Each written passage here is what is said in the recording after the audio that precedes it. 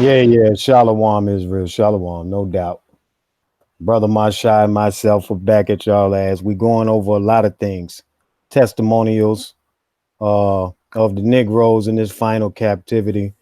We're gonna be breaking down a lot of these short videos just to keep you on point. If you need something to do, you bored while you wait on Hamashai to come back. We understand that. While you still yet and still with these videos, stay locked into yet another way for the truth to be disseminated and brought out. So today we're gonna hit your ass with a mix and go with a message. Brother Masha got something for y'all ass. Go ahead, brother. Hebrew. This is uh Mexicans are Israel is a Mormon doctrine. So you niggas is actually Hebrew-Mormonites. And I want you to show me that in the scriptures. Yeah, Where the man. Father called y'all as Mormonites. Because you are. Mm-hmm. That's letting your ass know that you are out of order. Indeed. Because think about this.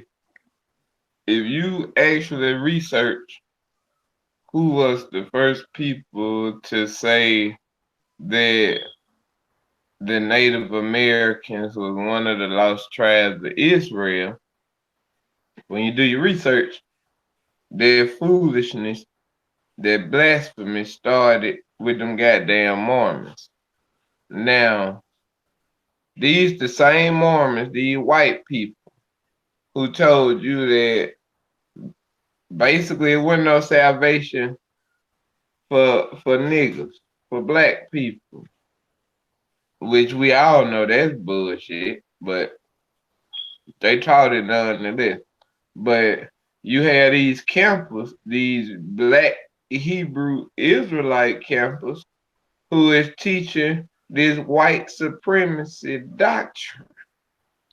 That's a problem, Israel, because the Father is not about that mixing, and we can find that in Torah. I mean, I don't feel like we should have to pull that scripture out for y'all. This was understood that shouldn't have to be explained, but if you need to look it up, simply look up, does the Most High or God, does he like mixing? And then we're going to get to the root of a lot of this foolishness going on with these camps. Like, if the Most High don't want you to mix your fabrics, like your clothing and Mm-hmm. stuff like that, why in the hell would he find it okay for you to mix with heathen and make mixed babies like Elazar, the leader of Sicarii, the Sicarii. You have a half, a quote unquote, so he say, a half white boy leading the black Hebrew Israelite group. Well, let me cut you off. They gonna hit you with well, the Father he let he let Gershom and Alazar be priests back in the day. I'm gonna give you the answer to that question, how that could be, because that is correct. He did allow that, and we're gonna show you where he stopped that shit. Let's go to the book of the second law. The Deuteronomy means second law. So why it need to be a second law? They, Cause the Father, the Hamashiach told you to until heaven and earth pass, and not a jot or a tittle shall in no wise pass from the law. So why did it need to be a second law? Deuteronomy. and told Because you the law was perfect, right? So thank you. he just made enhancements, and it was basically like, let me put a little bit more precision on this thing for these niggas. Let me Thank tie up all the loose, thank you. let me Thank tie you. up all the loose ends. For Yeah. these little crafty niggas here, goddamn. Check They it out. scheming and squirming. Deuteronomy, right at the top of the 29th chapter, it says, "These are the words of the covenant which the Lord commanded Moses to make with the children of Israel in the land of Moab, beside the covenant which he made with them in Oreb." Now we know Moses received the law in the Mount at Oreb. So now Mm-hmm. this is telling you in the top of 29th chapter of Deuteronomy, this is the words of the covenant which the Lord commanded Moses to make with the children of Israel in the land of Moab, beside the covenant which he made with them at Oreb. Beside it. It don't mean if one that was Oreb is gone anywhere. Hamashiach just told you that in Matthew the fifth chapter. Mm-hmm. So what's this? Why is he uh giving them another covenant beside that one? Just like Masha just explained to y'all. Did. Y'all all familiar with these cracker laws. I mean, the U.S. laws, or whatever you niggas feel comfortable with calling it. But um, think about this. You know how they got the amendments. Notice they don't just take out. They don't X out all the laws that was already written. They just add to it or tighten up some loose ends on that thing. That's what the book of Deuteronomy is. It's basically like some amendment for that thing. Let me tighten up these loose ends for these niggas so they don't go astray. Cause see, you could find a loophole with Moses' sons making the cut because Moses' wife wasn't an Israelite, but Moses had them children before the covenant. Hold on right there. So